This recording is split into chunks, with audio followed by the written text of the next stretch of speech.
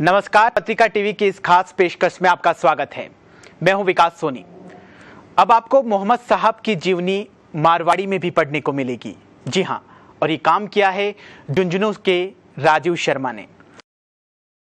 राजस्थान के झुंझुनू जिले में कोलसिया गांव में रहने वाले राजीव शर्मा ने पैगंबर हजरत मोहम्मद साहब की जीवनी मारवाड़ी में लिखी है, जिसका नाम है पैगंबर रो पैगाम। राजीव का कहना है कि ईद के मुबारक मौके पर देशवासियों के लिए उनकी ओर से ये तोहफा है ताकि हिंदुस्तान में सद्भाव का माहौल रहे। इससे पहले राजीव मारवाड़ी में हनुमान चालीसा, मारवाड़ी में आचार्य महाप्रज्ञ जी के उपदेश और उर्दू में शाम चालीसा का अनुवाद कर चुके हैं।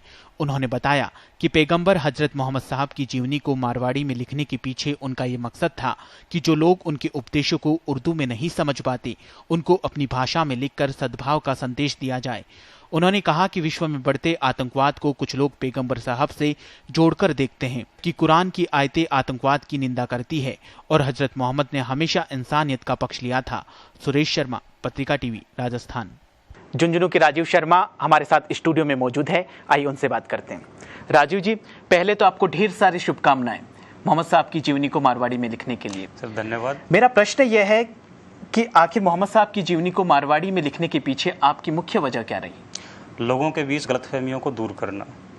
आज हम देखते हैं कि धर्म को लेकर लोगों में इतनी ज़्यादा गलतफहमियां हैं। लोग इसको असहिष्णुता का नाम देते हैं, मैं इसको गलतफहमी का नाम देता हूं। दरअसल हमारे दिलों के बीच जितनी ज़्यादा गलतफहमियां एक दूसरे को लेकर रहेंगी, हमारी भावनाएं उन लोगों एक दूसरे के प्रति उतनी ही खराब होंगी। गलतफहमियां किस तरह की? गलतफहमियां इस तरह की, जैसे हम पैगंबर मोहम्मद साहब को लेकर देखें।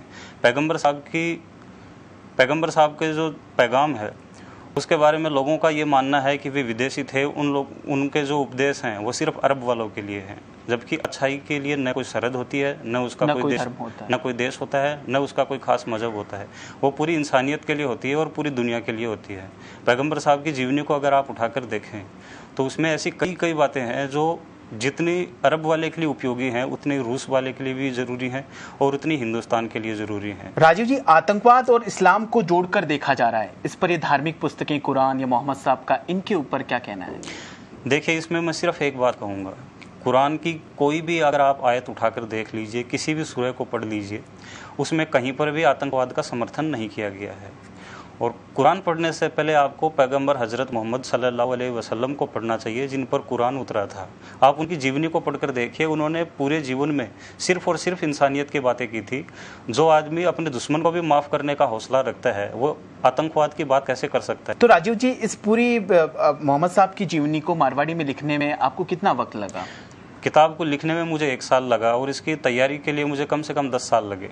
10 साल इस चीज़ को लेकर लगे कि मन भर लिखने के लिए आपको मन भर पढ़ना पड़ता है। जो भी चीज़ आप अगर लिखें तो पूरी जिम्मेदारी के साथ लिखें और उसमें कुछ गलतियां न रह जाएं।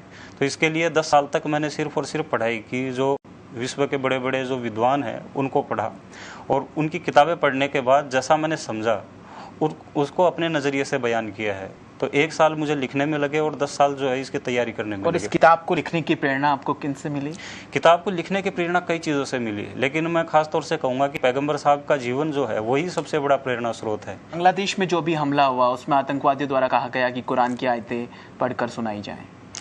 दरअसल बांग्लादेश के हमले पर तो मैं सिर्फ एक बात कहूंगा कि वे लोग जिहादी नहीं फसादी थे। क्या कुरान में या कहीं पर मोहम्मद साहब ने ऐसा कहीं जिक्र किया? जी नहीं, हरगिज नहीं। कुरान में जिस तरह के मैं भी बता चुका हूँ, कुरान में साफ साफ लिखा गया है कि जिसने एक बेगुनाह को कत्ल किया उसने पूरी इंसानियत का कत्ल किया। और इसमें एक चीज़ मैं और इसका जिक्र करना चाहूँगा कि आतंकवादियों ने वहाँ पर बंधक बनाए लोगों से कहा था कि आप कुरान की आयतें सुनाइए तो हम आपको जाने देंगे। जबकि आप कुरान उठाकर देख लीजिए, कुरान में कहीं पर भी नहीं लिखा कि कुरान की आयत जिसको कंठस्थ होगी उसी को जिंदा रहने का हक है।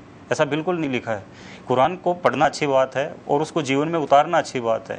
कुरान को रटना भी एक हद तक समझ में आता है कि बिल्कुल अच्छी बात है, लेकिन ये कहाँ तक सच है कि अगर आप कुरान की आयतें नहीं सुनाएंगे तो हम आपका जो है गर्दन कलम कर देंगे। ये तो बिल्कुल जो शैतान का काम है। तो राजीव जी, आपको फिर से बहुत बहुत शुभकामनाएं मोहम्मद साहब की जीवनी को मारवाड़ी में लिखने के लिए, और हमारी ओर से बहुत बहुत शुभकामनाएं।